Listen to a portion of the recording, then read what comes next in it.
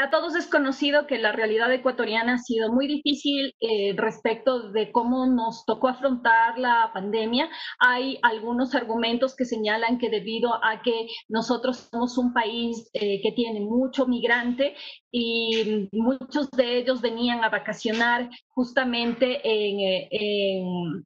el mes de marzo porque suelen tener viviendas en España, en Italia, y se trasladan justamente en esos meses. Tuvimos un primer brote en el Ecuador y además una primera aproximación que nos costó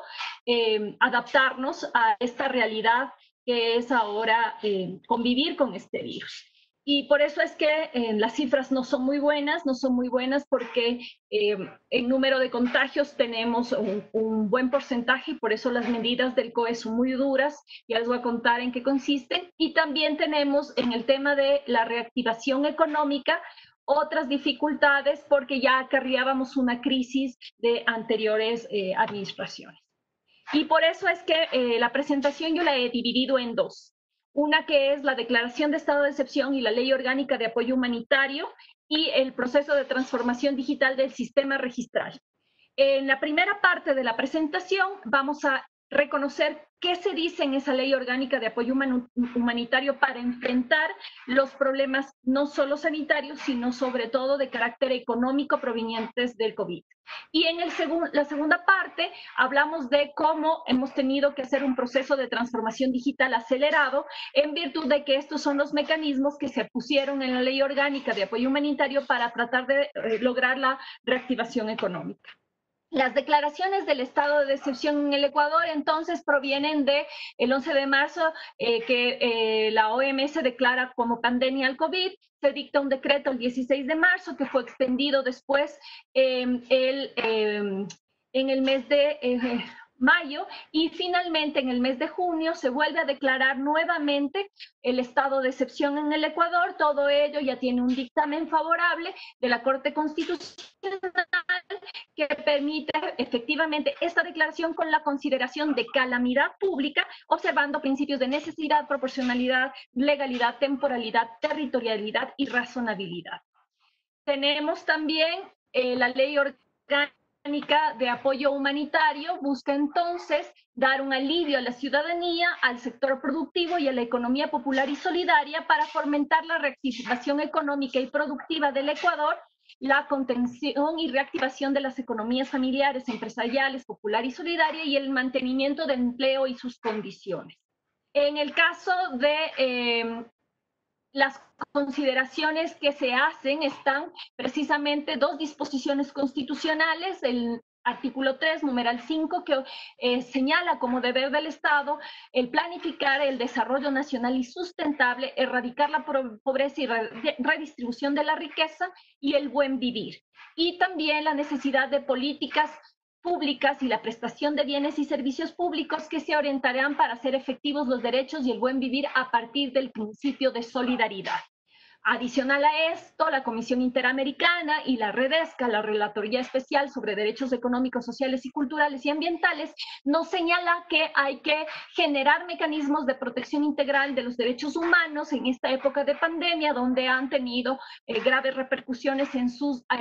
en posibles transgresiones y en generar medidas para mitigar impactos económicos de la pandemia, entendidos que los derechos sociales, económicos, culturales y ambientales también se ven muy afectados en el actual contexto. Y obviamente se requiere o se solicita también procesos de simplificación. El Comité de Derechos Económicos, Sociales y Culturales de las Naciones Unidas hace algunas recomendaciones en este sentido sobre alivio al crédito, esquemas de reprogramación y flexibilidad de pagos o de deudas y cualquier otro tipo de obligación monetaria, financiera o tributaria, medidas compensatorias en casos de pobreza y evitar riesgos en el trabajo,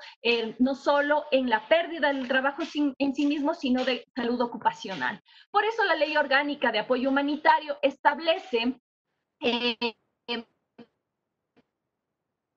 una suspensión temporal del desahucio, el no incremento de costos en servicios básicos, la generación de créditos productivos para la reactivación económica y protección del empleo en el sector privado, la necesidad de que todas las instituciones del Estado realicen trámites en línea, operen y realicen esos trámites en línea con interoperabilidad y por lo tanto se genere una verdadera transformación digital del Estado.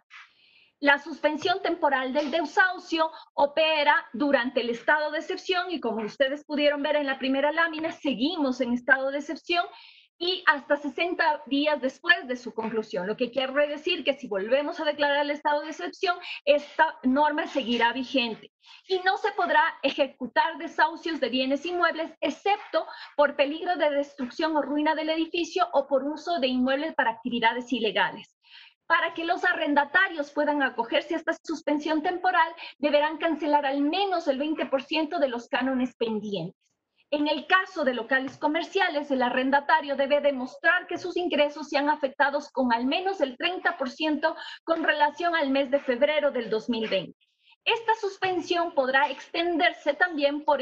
acuerdo escrito de pago entre el arrendatario y el arrendador. Y este acuerdo tiene la calidad de título ejecutivo. La suspensión no implica condonaciones de obligaciones salvo acuerdo de las partes y si el arrendador pertenece a un grupo de atención prioritaria y el canon arrendaticio era su medio de subsistencia, no aplica la suspensión temporal, salvo que el arrendatario pertenezca también a este grupo y que las partes lleguen a un acuerdo. En otro ámbito, el no incremento de costos en servicios públicos. Desde la vigencia del estado de excepción y hasta un mes después se prohíbe el incremento de valores, tarifas o tasas de servicios básicos como agua potable, energía eléctrica, telecomunicaciones e internet. Esto quiere decir tampoco se podrá realizar cortes por falta de pago mientras permanezca vigente el estado de excepción y hasta por 2 meses después. En el plazo de 30 días después de la vigencia de esta ley, estas empresas iniciarán el cobro de los valores divididos en 12 cuotas iguales y sin intereses, multas ni recargo a cobrarse mensualmente. Y las compañías proveedoras de Internet tienen que garantizar el mínimo de conjunto de beneficios actuales y la misma calidad de servicio.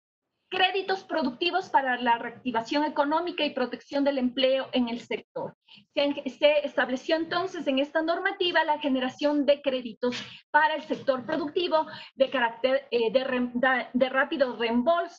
desembolso, periodos de gracia, plazos de pagos preferenciales y tasas preferenciales. Y a través de este tipo de créditos, las entidades financieras pueden lograr deducir el impuesto a la renta del 50% de los intereses recibidos al final de la operación en créditos superiores a $25,000 generados hasta el 31 de diciembre de este año. Lo mismo ocurre si es que se aumenta un plazo adicional de al menos 12 meses en créditos superiores a 10,000, en donde podrán estar exentas estas entidades financieras en el 50% del valor de los intereses recibidos.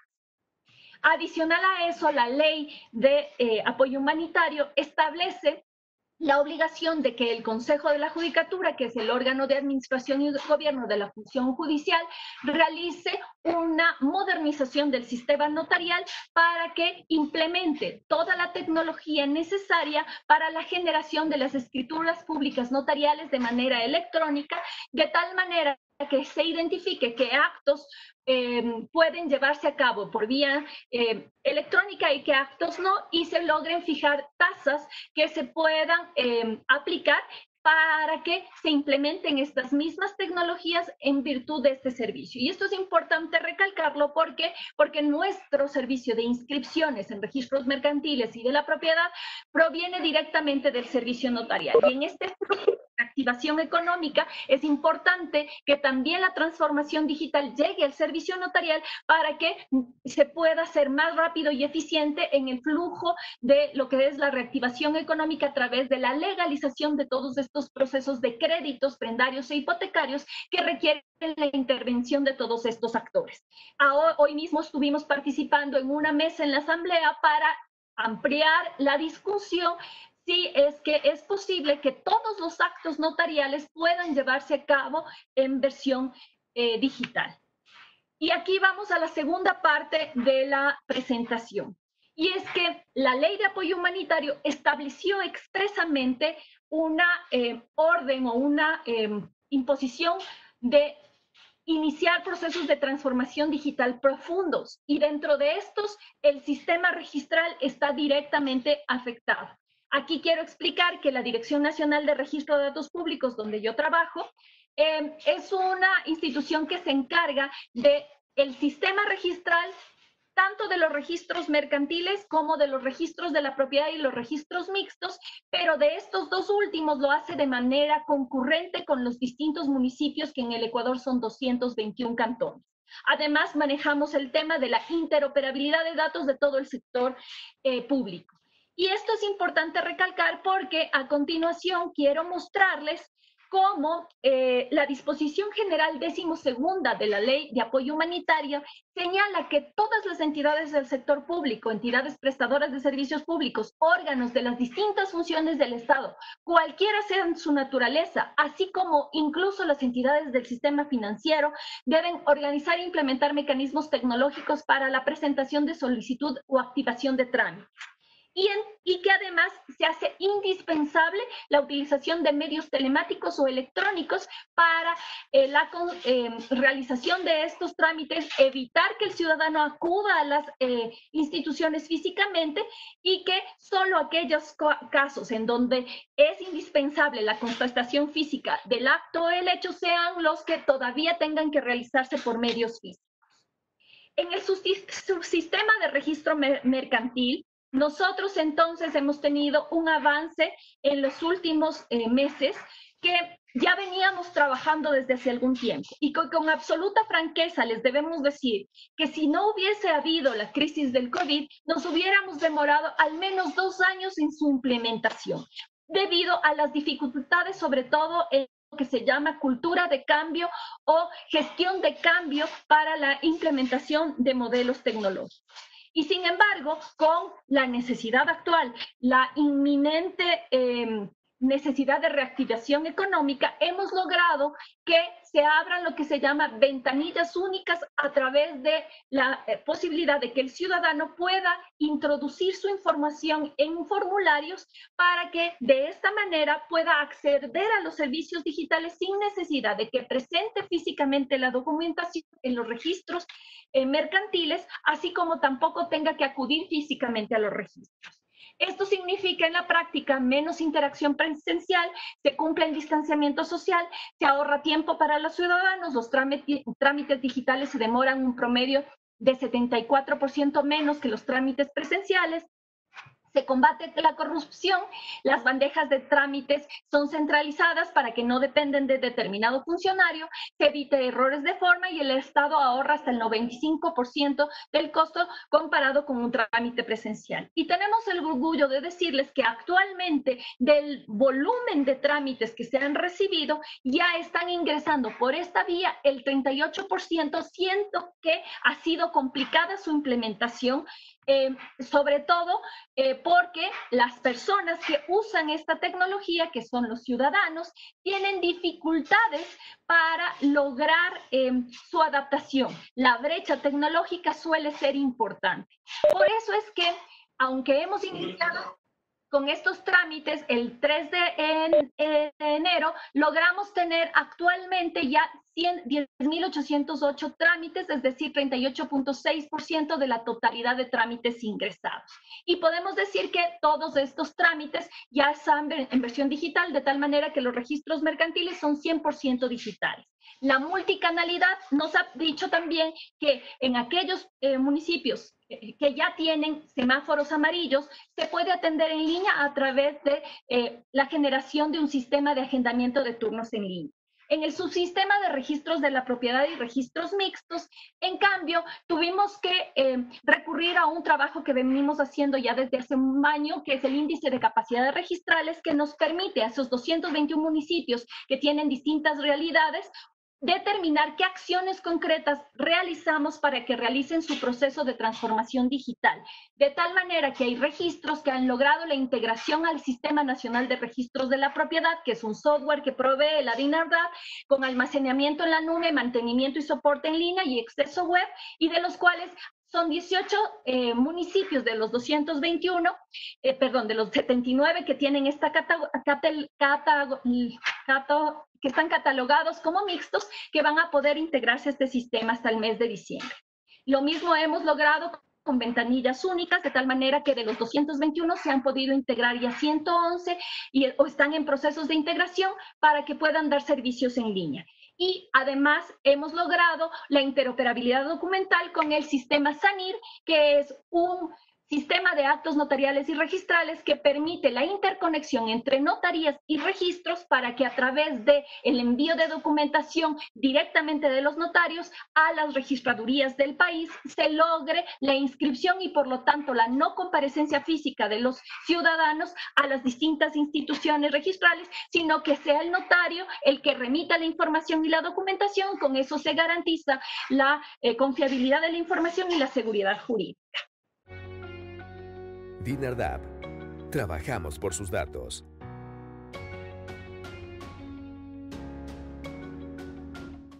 El gobierno de todos.